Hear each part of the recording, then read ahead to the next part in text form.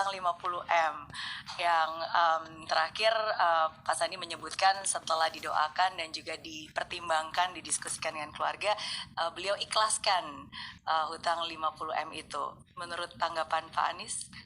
Jadi begini, pada masa kampanye itu banyak sekali yang melakukan sumbangan.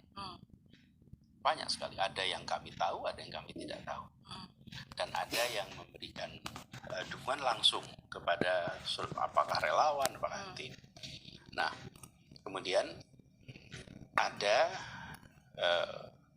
pinjaman, sebenarnya bukan pinjaman, dukungan, yang pemberi dukungan ini meminta dicatat sebagai, jadi dukungan yang minta dicatat sebagai utang. Lalu kami sampaikan, bila ini kan dukungan untuk sebuah kampanye, untuk perubahan, untuk kebaikan. Bila ini berhasil, maka itu dicatat sebagai dukungan. Bila kita tidak berhasil dalam pilkada, maka itu menjadi hutang yang harus dikembalikan. Jadi itu kan dukungan tuh. Nah, siapa penjaminnya? Yang menjamin Pak Sandi. Itu ada pihak ketiga yang mendukung.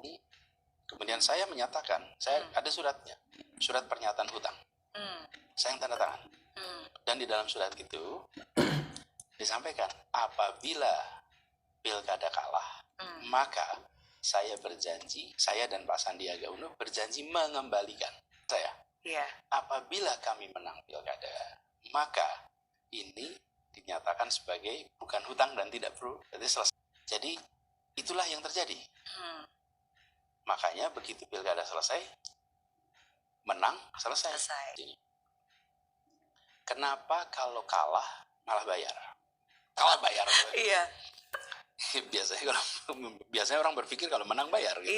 Udah kalah bayar lagi. Aduh, itu kan lebih beban lagi. Ya, biar motivasinya lebih serius.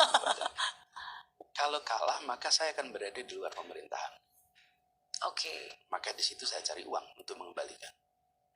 Saya usaha apapun supaya mengembalikan. Saya di luar pemerintahan. Kalau saya menang, saya masuk pemerintahan, saya tidak cari uang di pemerintahan untuk membayar itu. Uang bayar hutang. Lah bukankah ini yang menjebak kita selama ini? Betul. Dengan segala macam praktek-praktek fundraising untuk apa? Untuk biaya pilkada. Kemarin sebaliknya. Bila kalah, maka saya di luar pemerintahan. Sah dong cari uang.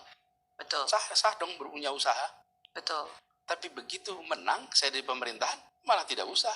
Justru itulah dukungan Anda untuk Jakarta yang lebih baik. Apa yang bakal dikerjakan gitu kan? Persis. Itu mindset baru. Cuman kan itu ada perjanjian yang karena ada seseorang yang mengungkap, ya sekarang kita ceritakan. Ada dokumennya. Jadi kalau memang satu saat itu dianggap perlu dilihat, boleh aja, tidak ada.